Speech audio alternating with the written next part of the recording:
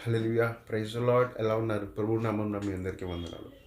ఈరోజు మన దేవుడు మనతో మాట్లాడే మాట ఏంటిదో చూద్దామా?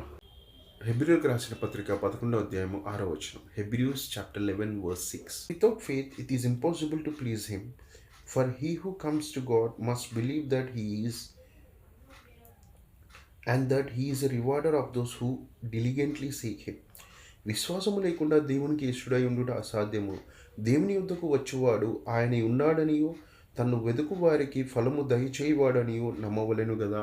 హల్లెలూయా. చూశారు కదండి, మనకి స్పష్టముగా దేవుని యొక్క మాట ఏంటిదనంటే, చూడండి, ప్రతి ఒక్క క్రైస్తవునికి ముఖ్యంగా కావాల్సింది విశ్వాసము. ఇక్కడ పౌలు భక్తుల ద్వారా మనం చూస్తుంది కూడా ఏంటిదంటే, విశ్వాసము లేకుండా దేవునికి ఇష్టడై ఉండుట అసాధ్యము. అలానే మన యేసుక్రీస్తు కూడా స్పష్టంగా చెప్తాడండి. ఏంటిదనంటే, మనము దేవుణ్ణి విశ్వాసముతో నమ్మాలంట. అపనమ్మకం లేకుండా ఎప్పుడైతే నమ్ముతామో ఆ కార్యాలు ఖచ్చితంగా దేవుడు నెరవేరుస్తాడంట. అవునా, మన జీవితంలో మనం అనుకుంటూ ఉంటాం, ఏంటి నా జీవితంలో ఇంకా దేవుడు నెరవేర్చట్లేదు, కొన్ని విషయాలు ఇంకా జరగట్లేదు, ఏంటి అది ఇదని డౌట్స్ మనకు ఉంటుంటాయి.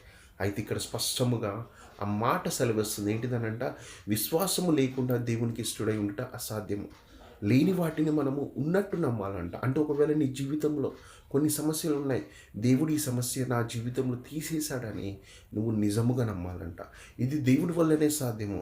ఆ దేవుడే నన్ను విడిపిస్తాడు, ఆ దేవుడే నన్ను నడిపిస్తాడు, ఆ దేవుడే నా కుటుంబానికి ఆదరణగా ఉంటాడు, ఆ దేవుడే నా పిల్లలకి పోషణకరంగా జ్ఞానాన్ని ఇచ్చి నడిపిస్తాడు అనే విశ్వాసముతో నువ్వు నమ్మి ఎప్పుడైతే ముందుకెళ్తావో దేవుడు ఖచ్చితంగా నీ జీవితంలో మేలులతో నింపి నిన్ను బలంగా నడిపిస్తాడంట.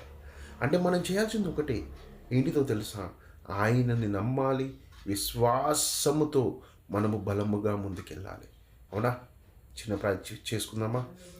Thank you lord Jesus. సర్వశక్తి కలిగిస్తాయా. అవును తండ్రి, నీ కుమారుడు కుమార్తెని ప్రభా మీరు, అవును తండ్రి, నీ నామంలో తండ్రి వారి పట్ల మీరు గొప్ప కార్యము చేసి నీ యొక్క విశ్వాసాన్ని దయచేయండి అయ్యా. నిన్ను నమ్మేటట్టు నీ యందు నమ్మకంగా ఉండి నడిచేలాగా తండ్రి, ఇక నుంచి తండ్రి, అవును నా దేవుడు నా పట్ల గొప్ప కార్యము చేస్తాడు, నాకు ఆయననే, నా దిక్కు ఆయననే, నాకు కావాల్సిన సమస్తము ఆయన నుంచే వస్తుందనే నమ్మకాన్ని, విశ్వాసాన్ని నీ బిడ్డలకు దయచేసి వీరిని బలంగా మీరు ముందుకు నడిపించి వీరి పట్ల మీరు గొప్ప కార్యాలు చేసి మీరు ముందుకు నడిపించమని యేసు నామమున నేను ప్రార్థిస్తున్నాను తండ్రి.